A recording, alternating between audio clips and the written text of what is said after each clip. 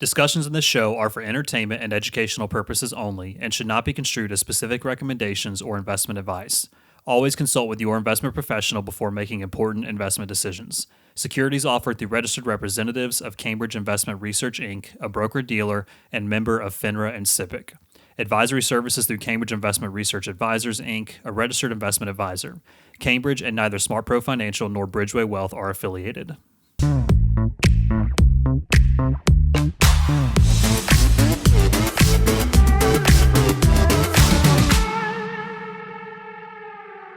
Welcome back to the Working Wealth Podcast. I am Patrick Rogers. I'm super excited to have you guys join us today. We have one of my good friends and fellow financial advisors with SmartPro Financial joining us to talk about, honestly, just a lot about this business. Josh has a very unique experience of getting into the industry.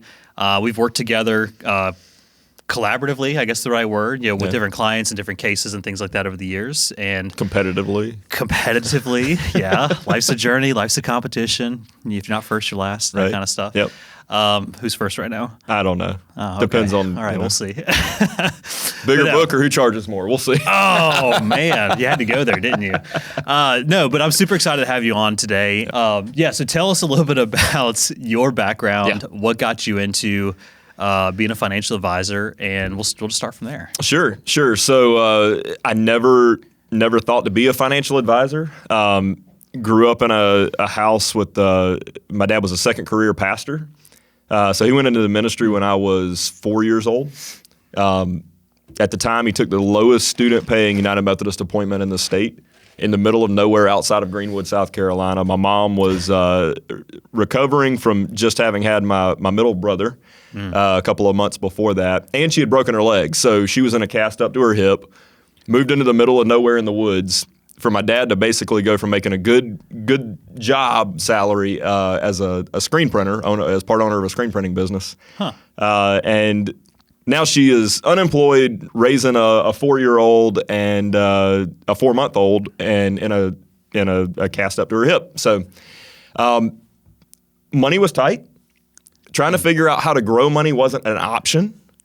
The real goal was, how do we eat? And we were about 35, 40 minutes from the closest grocery store at the time. And so getting to the grocery store was even I mean, you could do it, but you really had to do some meal planning. And by the time you did the meal planning and you did all the driving and the shopping, we found out for the first time in our lives, it was actually easier to grow our food in the backyard and a garden and go into the woods and hunt. And so we ended up with a family full of people who grew up, and my dad grew up in downtown Spartanburg. So, corner of Country Club Road and Alief Terrace, it's not rural at all. And my mom grew up in northern Spartanburg County, but not doing any of that stuff either. And we figured out we had to grow things and we had to shoot things, or we didn't eat. And so that was my beginning. It had nothing to do with growing money. It had everything to do with, how do we survive and go from paycheck to paycheck. And it wasn't necessarily a debt thing. It was just a low income thing. And then the low income thing led to the debt thing. And so, as kids happen, they grow and they outgrow clothes. And they do that pretty frequently. And while we were in that first church, for my dad's first appointment, we ended up in 95, my youngest brother was born. So we ended up with, my parents had an 8-year-old, a 4-year-old, and a newborn, still making under $20,000 a year in the early 90s. Not a lot of money. And part of that included his accountable reimbursement for travel. So like the actual pay was like $15,000 a year. Wow. And they made it work. I mean, there were times when we had $5 left cash in an envelope to make it another week for food before the next paycheck. And, my brothers and I didn't really know it. We had what we needed. We didn't know that much about how tight things were until later on. And I can remember there were a lot of nights where Mom made homemade biscuits and milk gravy because that was what we had. And then, looking back on it, when Dad moved on up in the church and started making a little more money, and then Mom started substitute teaching, and then later on getting her degree to teach elementary ed, the paychecks increased, but they were still paying off previous year's debts to be able to buy clothes for us, because we would outgrow those clothes, and we had a pennies card, so we would go to Pennies And I always wanted the things at Belt because I like their clothes better, but they didn't have the Belt card, so that never happened. But This is such a Southern thing right here. It really is. It really is. God forbid we can't shop at Dillard's. But here's the thing. My parents always knew that we were going to have what we had to have. Yeah. And a lot of that had to do with their determination to make sure that they were okay and that us three boys were going to be okay. And a lot of it had to do with the fact that they were very clear that we live by faith. We were going to have what we needed to have because God was going to provide. But that wasn't a thing of let's just pray and hope that God does what He's going to do and we'll be fine. It was hey, we're gonna pray like God's going to take care of it, and we're going to believe God's going to take care of it. But then we're going to work like that might not follow through. And when you put those two things together, that's where we really see prayer in action, and the rubber meeting the road. And we always had what we needed. And not only did we always have what we needed, we always had more. And I've heard Dave Ramsey talk about this quite a bit. I can't remember the friend of his who's the rabbi. He talks about this in the legacy. Is it the legacy journey? Is that what he calls it? The after financial peace. I just forgot the name of the guy. I can't remember the guy's name, but he talks about a story in his book where he talks. Daniel Lappin. Yeah. Where he talks about they always pour the cup full of wine and they overflow it. Yeah. As a symbolic gesture of, we are always going to have what we need and more than we need so that we can be a blessing for other people. Right. And so as I was a young child and we were struggling with money, my parents were teaching me financial wisdom without realizing that's what they were doing. So, we would take this tiny amount of leftover money at the end of the month, if there ever was any, and we would grow it, and we would have what we needed, and then we would always find a way to be a blessing for people around us. And, as I grew up, I'd spend a lot of time with my grandpa, and we had a part-time cattle farm in Polk County, North Carolina. And I'd go up there when I got into college, and he would help me pay for college, and then he would work my rear end off at the farm. And I remember one summer, he was I came up short. I mean, before I knew anything about how bad student loans were, I had taken out all the student loans I possibly could to start my second year at college, and I was short. I was $5,000 short, and I called him up because he was the only person I knew at the time that could come up with that kind of money that quickly. I had about 2 weeks that I needed to get the money and get it paid, and he said, "I'll take care of it." He said, "But I'm going to work you."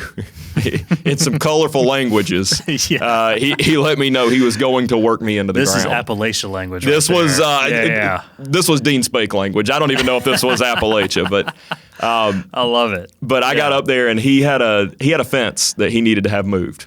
He said he needed it moved. I don't even think there wasn't anything wrong with the fence. This was a perfectly good fence. Yeah. Not a thing in the world wrong with it. Barbed wire fence. But what he was trying to do was to prove a point to me. Because he handed me some, we moved the fence 18 inches over. This was a brand new fence. This fence was not old and rotten. This fence had been put up the previous season. Nothing wrong with it. He handed me a set of manual post hole diggers. Yeah. And then he pulled the tractor with the auger up next to where I was going to start digging. And he cranked the tractor up, and he said, "We're gonna dig some holes for this fence to get moved."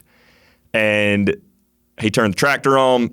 He put the PTO in motion for the auger to start spinning, and I thought he was about to dig the holes for me. And I was trying to figure out why he had given me the post hole diggers. And I said, "All right, you want me to move so you can start digging this hole?" He said, "Oh, no, sonny boy. No. No, the auger's spinning not to dig the hole. The auger's spinning so that you'll remember not to let your grades drop again." Ooh. He said, "You're digging the hole." Ooh. He said, "When you dig that hole and you think you're finished, you're going to move right down the line here next to where that other post is, and you're going to dig another one 18 inches out from it. And you're going to do that all the way down this fence line. Yeah. And then when we get done moving this fence, we're going to start on another one." And then he turned the tractor off, and he watched me.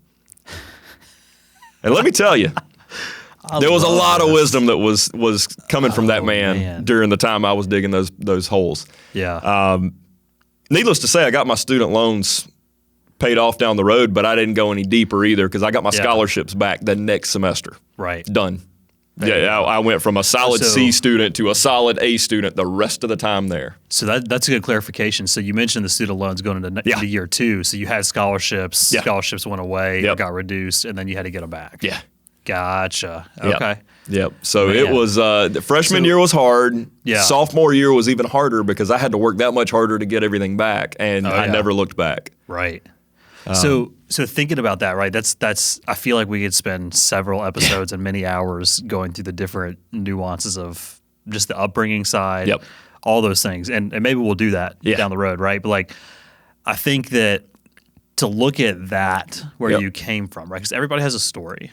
Oh, it And impacts nobody- everything that comes after. I'm seeing it, like even the clothes, the watches, Yep. that kind of stuff, right? It impacts everything after. Man, that's so that's one of the things I love about doing this, right? Is because we get to talk about things that we never talk about Yep. before, and you get to learn things about people and get Yep. to expose things in a positive light, right? Yep. So what I'm curious about is, so I know you as Josh, the Methodist minister that became a financial advisor, Yep. which we can get to that in a second, but like, what I'm curious about is, maybe you'll fill in the gaps here. So you learned some really good lessons growing up. You know what it's like to be poor, and not like poor. You know what it's like to be scratching the dirt to get your potatoes, get your rice, kind of thing. Right. Chickens under the floorboards is what I've heard you say before. Right. Like, you know what that's like, right? And so what in that, walk us through the rest of the story there to get to where you actually became Yeah. Methodist minister and then transition into financial planning. So as much as my parents always made sure we had what we wanted, had what we needed, we rarely had what we wanted. There was always more.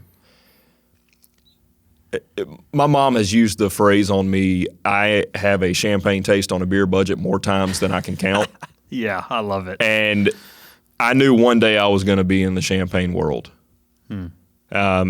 And it's that's not, I don't want that to sound conceited. It just is what it is. You know, we all like what we like. But the other part that goes along with that wisdom that my grandpa taught me, you know, anytime I was with him, he would always end up getting the point across, and he would say, "Sonny boy, always remember you can't outgive God, but spend every day trying. Spend every day trying." And I have, as I was going through college, I ended up trying to get my grades back, and I grew up son of a pastor, and I've got a debatable photographic memory. And so I had to take the things that would get my GPA up. And so for the next 3 years, to keep my grades high enough to be able to get the diploma and pay for it, Yeah. I took a bunch of religion courses, and I took a bunch of art history courses, because art history was a little more than memorizing the picture in the slides.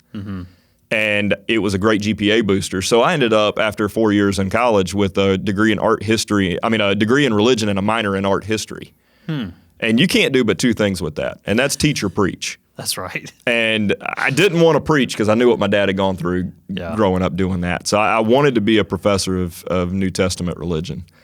And so I knew that my next stepping stone to PhD work was to get a Master's of Divinity. And so I ended up applying to several different divinity schools and ended up going to Duke. Got my divinity degree there. And while I was there, God got a hold of me and ended up, shifting my career path into the local church. And I served churches for about 7 years after that, after graduation. And it was good. I mean, it was a blessing. But people hear that being a pastor is hard. I didn't understand that until I got in it. And I didn't take care of myself the way that I should have. I didn't run around in a lot of pastors' circles. To be just quite honest, I just struggle to be around a lot of pastors. They have different wants, desires, hobbies. It's just not my thing. It's not what makes me tick. And it ended up isolating me. And I have not gone back and counted the number of funerals I've been a part of or done during that 7-year period, but I run into basic, and I don't want to go back and look because I don't want to know. Yeah. But it would not surprise me if I'm close to 200 people that I've been a part of a funeral for in a 7-year period. And I've talked to my dad about that. A lot. It's a lot. That's a lot of death and despair. And it's a blessing because you get to be a part of the family in a way that you can't otherwise when you're going through that. But it's like I've spoken to my dad about this and other pastors who have done this as well. Whenever you bury somebody, you bury a part of yourself too. And I didn't realize that was the case until I had reached burnout. And I reached the point I was so burned out with ministry and with life, I did not know what else to do. Right. But I knew I could not keep going the way I was. I could not keep doing what I was doing for another 30 years. It wasn't an option. And so I started looking around at different other things that I could do for employment. And I didn't know that I really had any other marketable skill other than personal relationship skills and maybe sales. Right.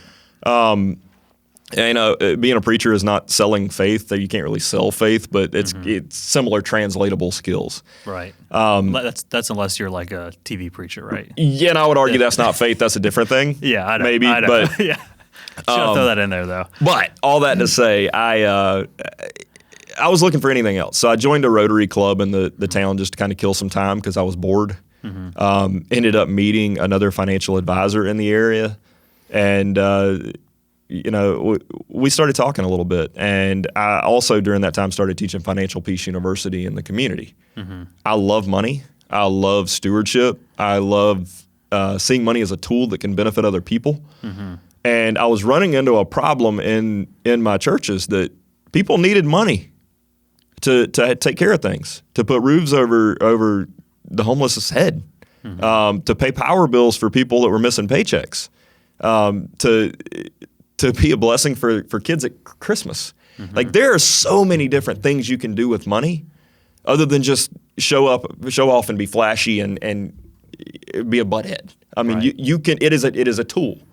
As Dave Ramsey does say, it's going to magnify you and make you more of what you already are. Right. If you're wildly generous, it will make you incredibly wildly generous. If you're a miserable person, it's going to make you awful to be around. And I saw the potential of going into finance as the potential to be able to help finance the kingdom in a different kind of way. I only have so many hours in a day. I only have so many hands that I can work with. But if I can teach other people how to do money and how to use that money to bless other people, well, now all of a sudden I've got limitless potential to be able to teach, because it's not just the people I'm teaching. Then they have their friends and family, and then they have kids that they may not even have yet. Now we've got massive impact. Right. And so for me, getting into finance was just a natural movement of the things that I had learned over the years. I wanted to make sure that poverty stopped with me and my family. My family tree will be changed forever with this job that we've created, and with the ways that we were teaching our kids how to handle money. And not only are we trying to change our family generationally, our family's financial tree, we're trying to make enough wealth and use it in such a way that we're able to change other families' family trees. And to be able to look back at the way that I grew up, it was not learning about mutual funds. It was not learning about stocks. It was not learning about mergers and acquisitions. It was not learning about any of these traditional ways of wealth building that did it. It started with biscuits and gravy and a $5 bill. And it started with learning to grow our food. And it started with learning the things you don't want to have happen. And it started with digging post holes or digging holes with post hole diggers. Right. You look back and you see where this had an impact and this had an impact and this had an impact, and you don't realize it until you're there. Right. And I think a lot of us are in that boat. It's not always the same story. And in many cases, it's almost never the same story. But that thread of God moving through it all to get us to where we need to be, if we're willing to open our eyes and look at it, man, we really can have big impacts on people. And you don't have to have grown up in a certain way and with a certain name and with a certain pedigree. Yeah. It's, what is God calling me to do, and how can I be a blessing for other people? Whatever that may be, money or otherwise. Yeah, and that, I think that's a really good that's a really good perspective to lay out there too. Is like everybody comes from a different background, Yeah. has a different story, right? And it could be the story of, hey, we had to, scratch the dirt to grow our food and all that. It could also be the story of, I did grow up having everything handed to me. Mm-hmm. You can still end up in the same position. Sure. Like the same intermediate position of, all right, great, like we have a mess we got to clean up, right? Mm-hmm. And I think a lot of times it's more so the ones that grow up having stuff handed to them, or like they always get what they want, that kind of thing. They end up in that position of, I mean, I had a conversation yesterday, just someone called me up randomly. We spoke for an hour on the phone. I was not planning on this, but we spoke for an hour. And the entire conversation, I was just like, dude, like, you got to own it. You got to own where you are and trust that, like, you're going to do the work. And I actually pulled some references that I took way out of context out of Jesus' writing. So let me clarify that before I say this.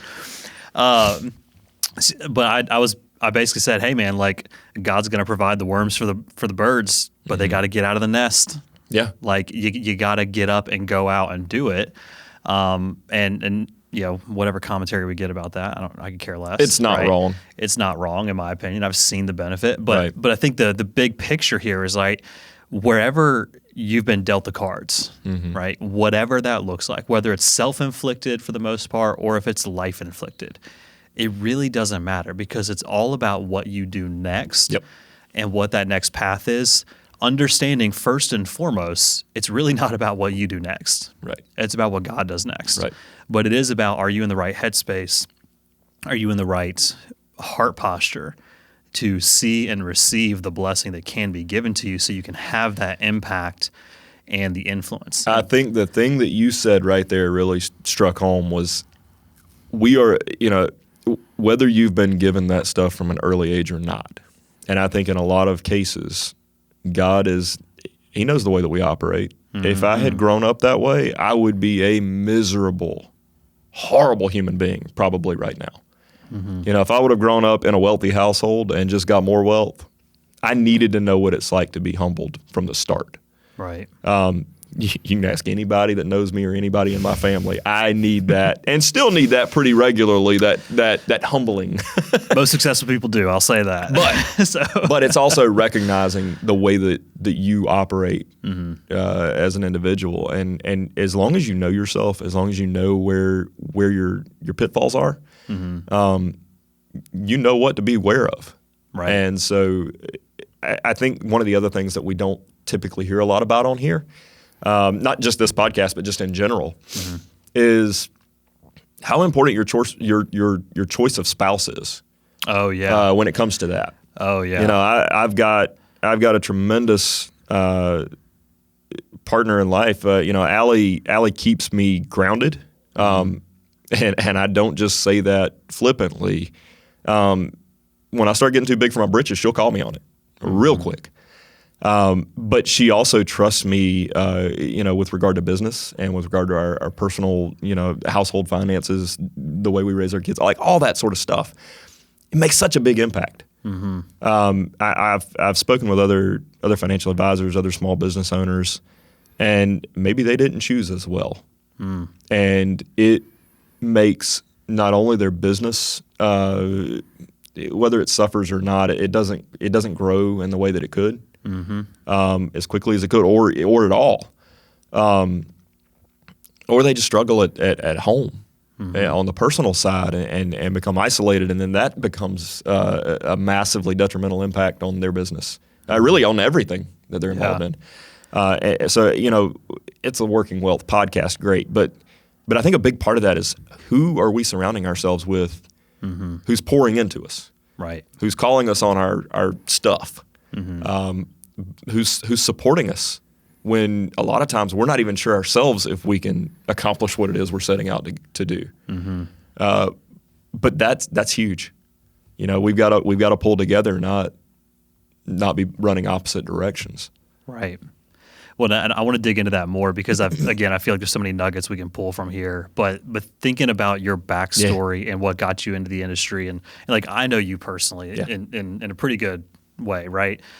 What I want other people to hear from you is like taking all that body of experience and thinking about that perspective of, how do you have the right influence around you? How do you have the right circle? Like people written about for years and years and years is like, have 5 friends that smoke, you'll become the 6th, right? Yep. Like that kind of perspective. So tell us more around like all that life experience and perspective. How does that relay into how you relate to clients? Okay. And how does that translate into how you give advice and how you support people over time to help them get to where they can see what's possible and achieve their goals? I would say that I am a no-nonsense, nuts and bolts type of advisor. It's very relationally driven. And I tell people on our first intro call most of the time, the thing that separates me from most other advisors you're going to talk to, and I can't say all of them because I don't know all of them, but I will fair grant you it is darn near all of them. I'm not looking at this as how do I grow your money for the sake of making you more money. I'm looking at this from an issue of stewardship. How do I grow your assets so that you can be a bigger blessing for other people? Which is a totally different mindset. We don't have quotas in our company. If we move $100 million in a year, great. They're going to say congratulations, good job. If we move no money in a year, they're going to say, well, as long as you can eat, that's on you. That's right. I mean, it's not like we're fired if we don't move the money. So there's nothing that's driving me to say, hey, we got to bring the money in or I don't have a job. What does drive me is what I said earlier. If I can make someone with a good heart more money, if I can give them a financial plan to change their generational family tree, how much more impact can that have in the world? Right. How many more single moms will now have a car to get their kids where they need to be? How many more kids are not going to go to bed cold at night because the power bill got paid? It's things like that. Right. And I tell them straight from the start. I can say that because I've been there. Whether personally I've been there, I've seen it as a pastor. I've had to call up church members before and say, hey, I've got somebody that needs the power bill paid. They're 5 months back. Can you help? And I wanted to be one of those people. And then when I realized if I can create more of those people, that's how we operate. That's the way that I operate my entire business. How many more people can I create who are now net worth millionaires so that if their preacher calls them up and says, I've got this family that's about to be evicted, can you help? They can write the check and never miss it. Right. That's a very different way to run a business than I need to bring in X number of dollars or I lose my job. Right. It allows me to operate in a much more free manner. It doesn't mean I charge free, but just in a mentally free capacity. How do I put X, Y, and Z together to benefit this client the most? Right. How do I remove all those friction points that would be there otherwise where I having to meet quotas or where I just trying to create more wealth for the sake of being able to tell other people I have X number of $1 million I manage in my book of business? Right. To me, that's irrelevant. If you take care of your clients, you don't ever have to worry about money. The profits will follow. And I have found that to be the case. And the clients that do get in there that say they want that and find out that's not really what they wanted, they weed themselves out. Oh, yeah. Real quickly. Yeah. Real quickly. Well, I really like that we're kind of going that path because I feel like it's important to talk about SmartPro as a company and why we're with SmartPro. And I feel like really everything you've already laid out is the reasons. Right. Is we do believe in abundance. Yeah. We believe in I think it's interesting, like we're recording this today. We were both in Florida last week at a leadership meeting and sales summit for the entire company. And I feel like we spent an entire day and a half as leaders and this is not just like self-aggrandized when I say this, but like we're so focused on how do we just help other people win? Yeah. Like whether it's new advisors, if it's our clients, if it's prospective clients that we don't even know they exist on the face of the planet right now. In a day and a half, how much did we actually talk about maximizing company profits? I don't think we even did. I don't even think it was a thought in anybody's mind. And I think that's like that right there is the whole beauty of how different this industry can be, right? It's like I feel like there's such a... That feels normal to me, though. I know, and that's the weird I didn't thing, know. right? I didn't come from the finance background. So I'm like, this is normal. This is the way it operates. And the more I learn about the industry, the more I'm like, no wonder people don't like advisors. Yeah. Oh, there was a point in time, you probably know this about me, 3 years ago, I didn't even call myself an advisor because I think it doesn't feel like it. The phrasing is just terrible. Like the perspective and the bad feelings people get, I feel like there's such a bad persona associated with it. What did you call yourself? Because I agree, I don't like it either, but there's not a bet. Like, yeah, I would call myself a financial planner, stewardship or guru. Like, what are you? I don't know. Yeah, the fact of the matter is, like, I think ultimately money Sherpa. I don't know. I love that. As long as you get those warm jackets, right? That kind of thing. I don't know. Yeah, no, I think it's so interesting when we think about like sitting here, like we have a very different perspective than your typical, big box advisor on every street corner, right? We have a different perspective than other independent firms or independent companies that they don't have quotas and that kind of stuff either.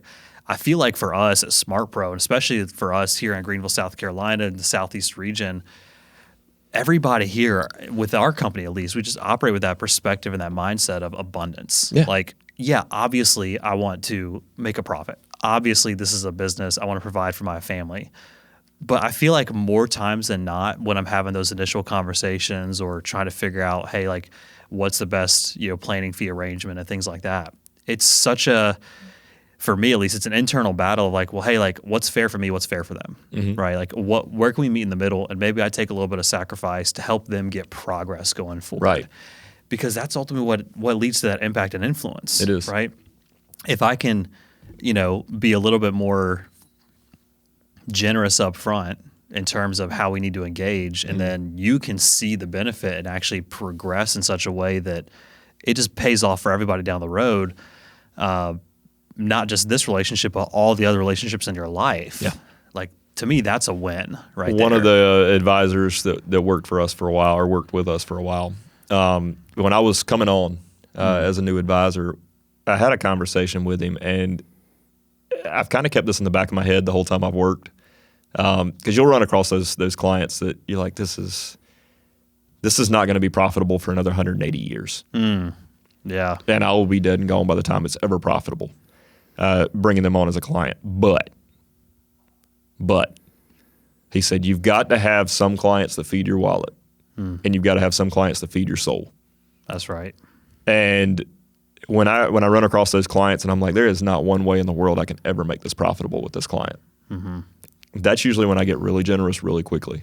Yeah. Because that's usually God providing that person that I needed to feed my soul. Right. And that's fine.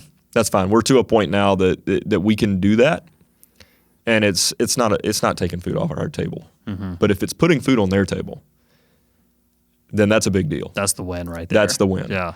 That's the win. And I think I'm going to again like highlight you and me on this and other people in our company is I feel like we didn't just do that when we got where we are. No, we did it from the start. We did it from the start. And I think that is part of God's blessing us, like not saying God's a vending machine. He's not, right? Yeah. But I think there's a lot of wisdom in the Bible that says, if you are looking after He's going to take care of you. Be faithful with little and more will be given. Yeah. It's there. And that's it. You can't outgive God, but spend every day trying. Right. And I've seen that over and over and over again. And I'm good with that. The Bible only, there's, to my knowledge, there might be two. I think there's only one time it says to test God. And it has to do There's a lot of examples of people testing God. Yeah, but there's only one time where God says, test me. Yeah. And it has to do with generosity. Yeah. Be generous, and I'll provide. That's the test.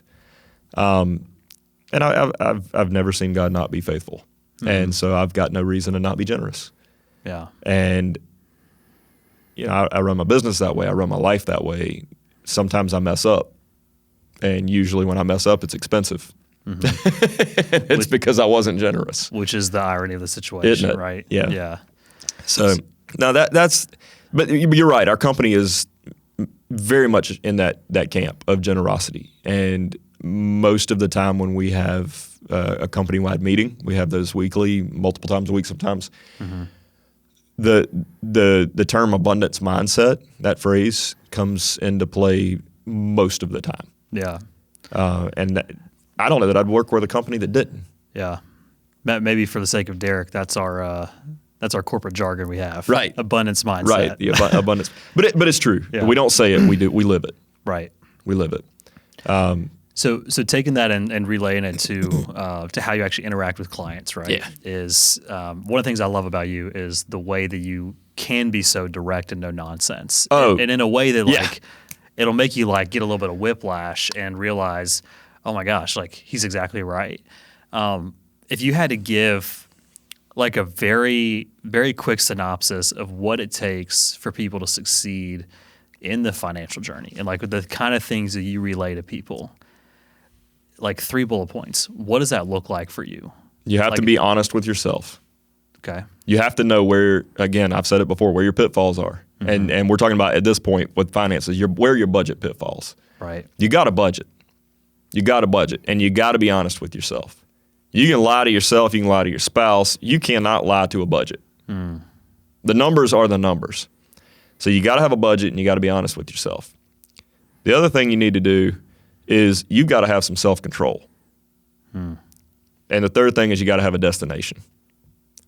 And if you're honest with yourself and you've got some self-control and you can tell yourself no to some things when you know they're not a good idea and they're not going to get you where you want to go, well, then we got to know where we're going.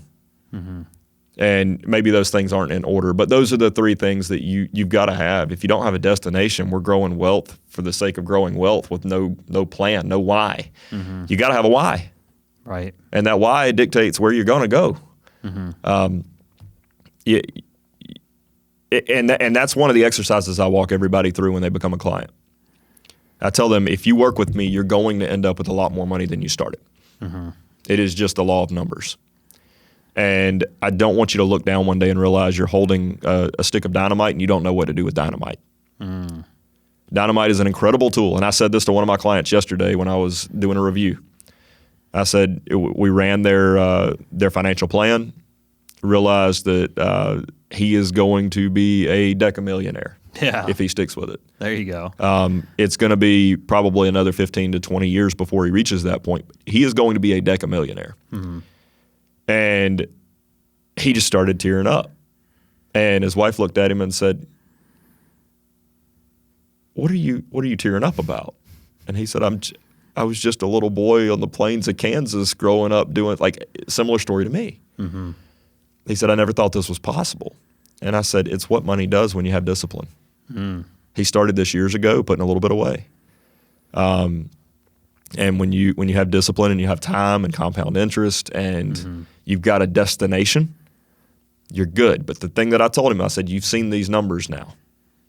And now that you've seen them, we're going to talk about dynamite. You can move mountains with that tool if you know what to do with it. But if you don't have a clue what to do with dynamite, you can blow up yourself and everybody around you. It's the same thing with money. It's the same thing with money. Such a good illustration. If you know what you're doing with money, you can move mountains with it. But if you don't know what you're doing with it, it will ruin your life and everybody around you. Yeah. And so I run every client through that exercise, and I ask them 2 questions. Opposite side of the same coin. One, if you had $1 million and you had to be completely selfish and spend all $1 million on you, what is it? And you can't tell me a black Tahoe because I've heard that more times than I can count, and I have yet to find $1 million Tahoe. Yeah, right. Like, I want to know where your passions are. I want to know what your hobbies are. I want to know what that thing is you always wanted to do that you never thought you'd be able to afford to do. Right. And I want you to be thinking about that. And I make them tell me. And if they say, oh, I want to travel, great, where? Yeah, be specific. Which airline are you going to take to get there? What do you want to have on that airline to eat? Where are you planning to go when you get to that destination? I want to know everything. I want you to plan it out to the letter. Right. And then on the other side of that coin, you have $1 million and you've got to be a blessing for somebody else and you can't use any of it for yourself. What are we doing? Because now I know where your heart is. And if I can get you thinking about those 2 things, how can I be a blessing for other people? And how can I enjoy some of this money? Well, now we got a goal. And then if you can't get an answer right then and there, because most of the time you won't. Most of the time your clients have never thought about that. Most people have never thought about that before. They've never had the They've never thought they capacity to could. imagine it. Yeah. Right. So when we give them that vision, and when we give them that hope, and to some degree, I mean, it's the securities industry, so there's no certainty. Right. But we know how numbers work. You know, even if we're half wrong, we're still in a world of decamillionaire. Right. Right. So it's going to be there. And when we reach that point, now that we've got hope and we've got a plan, I want them to keep working on, you know, we're 5, 10, 15, 20 years down the road before this is going to happen. Mm-hmm. Your heart's going to change. Your wants are going to change. Your desires are going to change. And I want your ideas to change as well. Mm-hmm. Because not only is your money growing, but you as a person should be growing too. Right. And I don't want you to have an idea right now and lock it in, and then 20 years down the road you feel like you have to do that thing because you said it 20 years before. Yeah. But I want you to start thinking about it so you can learn how to use that dynamite. Right. I think that's such an important point too, is like you should be developing and changing as you go on this journey. And so that's actually something I've been writing the past week for our client newsletter that I'm sending out this month, is talk about like where our business is going, is this mantra of like healthy things grow, growing things change, and changing things change things, right? And I'm writing that more about like our business and how we're going to be expanding and growing and improving things and all that, but more so on the personal side, right? If I am healthy and I am improving and I'm working on the right things, my mind and my heart are focused on the right things with my finances, with my money, with my relationships, with my faith, with my family, all those things, then I will grow. If you are the exact same today as you were 2 years ago, failure. Not only failure, I have found that when my life has been in those boats, I've been massively depressed and didn't realize it until I took a step back. Right. And that unhealthy, right? Yeah. Right. You're not growing. You're actually contracting. Like you're going in the opposite direction. And I think that's an important thing to note. I think too many people don't take a step back and don't do that self-inventory. Mm-hmm. And, we stay where we are because it's comfortable. But comfortable leads to complacency, and complacency leads in a lot of ways to depression and not only not growth, it leads to death. Mm-hmm. We're called to keep growing. Mm-hmm. We're called to continue becoming more holy. Right. We're called to continue to grow in those relationships that we have with other people. And out of all of that, everything flourishes. Mm-hmm. So that's great. I never thought about that in my business as an intentional thing, but I've noticed that when I'm focused on growing, everything seems to run more smoothly and better. Yeah. Yeah, and growth takes so many different facets, right? It's growing the actual business itself. It's growing the people that you impact. It's growing yourself so you can better impact people, which does lead to more business growth. So many different facets of that. But it all goes back to that perspective of as things do grow, it does change, and as you change, you can change more things to improve more things. Yes. Which to me, and we've said this many times on this podcast, is that all goes back to what is the impact and the influence you can have. Yeah. Because that dynamite is sure as hell has some impact, right? And that can be good and that can be bad. But you can also, without actually having to light the fuse, you can influence. Yes. Also good and bad. And I love this conversation. My job is to grow that stick of dynamite. Grow that stick of dynamite. Yeah. And then help push the client to learn how to use it. Yeah. And that's a large part of what we do. It is not just asset management. It's not even just financial planning. It's education. Right. You've got to teach the clients. Yeah, education and behavior coaching. Yep. Right. That's how you do that. Yep. Awesome. Well, anything else you want to add? I don't know. Did I answer everything? I feel like you asked a lot of questions. I feel like we're good. I answered things not answered or not asked, but and that's the way this is supposed to go. So I really appreciate having you on and getting to talk, and we'll have to do this again. And I want to bring more people on, other advisors in the area. And thinking through this might have helped me grow. Who knows? I'll think about it some more on the way to the office, and we'll see. That's right. That's right. But thank you guys so much for joining us. We're super glad to have Josh here on the podcast today and get to talk through just really what we'll call this is a stewardship of life, right? Yeah. Well, we'll call it that, is talking about how to steward your money well, how to think with a different perspective and an open mind, open heart, identifying what your passions truly are, and then running headfirst into those passions with our money, with our life. Absolutely. So, appreciate you, Josh. Sure. And if you haven't already, make sure to like and share our episodes. We want to get as much feedback and traction as we can. And if you're going to give a dirty YouTube comment, don't do it. I had to delete one of those the other day. So, but anyway, yeah, we really appreciate you.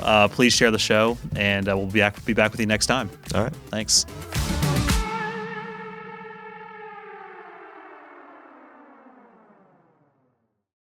Discussions in this show are for entertainment and educational purposes only and should not be construed as specific recommendations or investment advice.